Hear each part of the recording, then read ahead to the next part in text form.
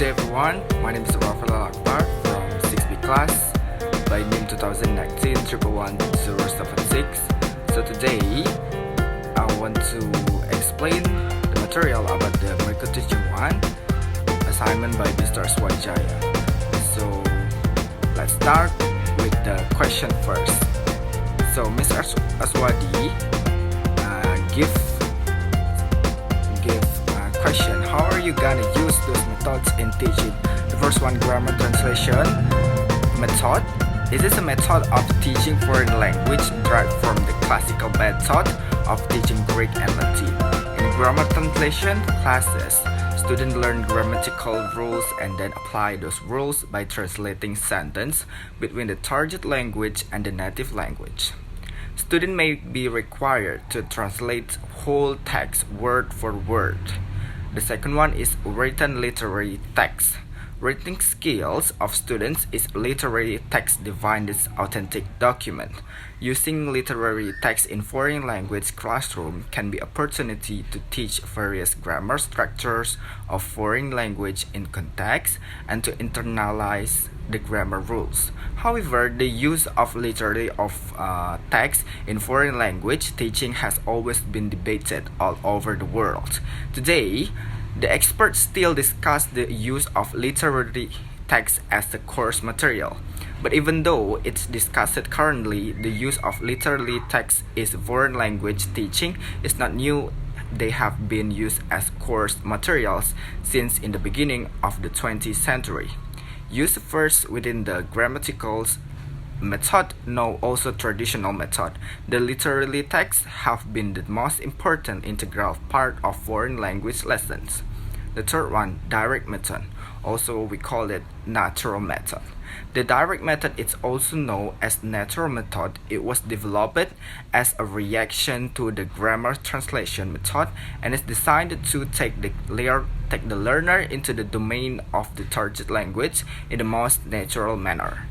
The main objective is to important command of a foreign language. The fourth one, everyday spoken language.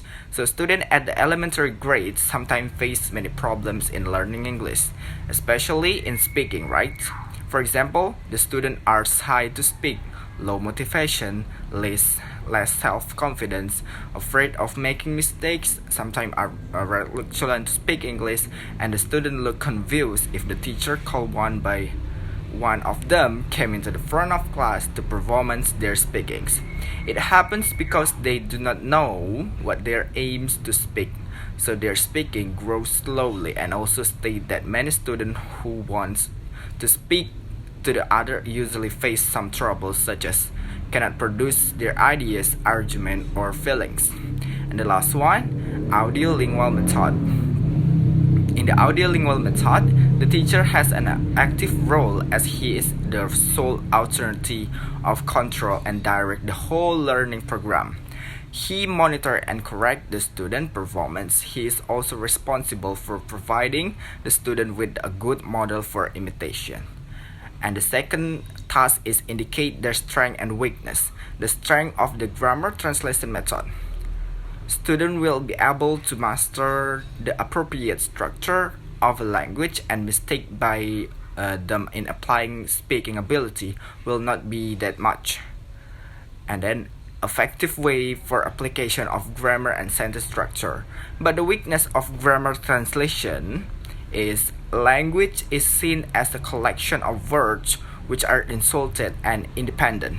So students themselves are not seemingly able to produce sentence. The second one, bad effect of this method is on pupils' motivation because students cannot success in learning the difficult grammar rules of the target language. So that leads to the boredom in the classroom. And then written text. Literally text, no, it's common with a lot of writers. On the other hand, write type of thing too fast to the point where I don't catch in my mistakes.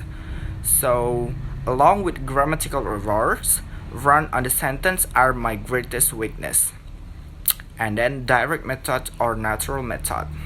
The strength is the main objective of the direct method is to teach communication skills in a foreign language. By means of minimizing the use of native language in the class, the direct method places strong emphasis on the practical and oral training through listening and speaking. But the weakness of direct method is activities are much more teacher guided than in a certain order methods that allow example peer teaching, direct methods versus communicative language teaching. There is no emphasis on authentic materials. And then number 4, everyday spoken language. In order to discuss the strengths and weakness of native speaker teachers and non-native speaker teachers, we must first analyze the term native speakers and non-native speakers and look at the common assumption and perception made about each before analyzing how the cultural and linguistic knowledge of the teacher influences his or her effectiveness before finally discussing how the needs of the students come into play. To conclude, it seems that the effectiveness of the teacher, whether a native or non-native speaker, is dictated firstly by the needs of learners and secondly how the linguistic and cultural knowledge of the target language and the language being learned match those needs. Also, it can be said that a reimagining of English on an international scale and image of native and non-native speaker is a key factor in empowering teachers and students of English and helping them achieve their goals. And then the last one, audiolingual method. The strength all the students are activities in the class. The circumstance class are more interesting and live. The speaking and listening skill are more drilled, so the pronunciation skill, listening skill are more controlled. For the smart student, this method is bored because the procedure of the ELM method is majority repeat the sentence.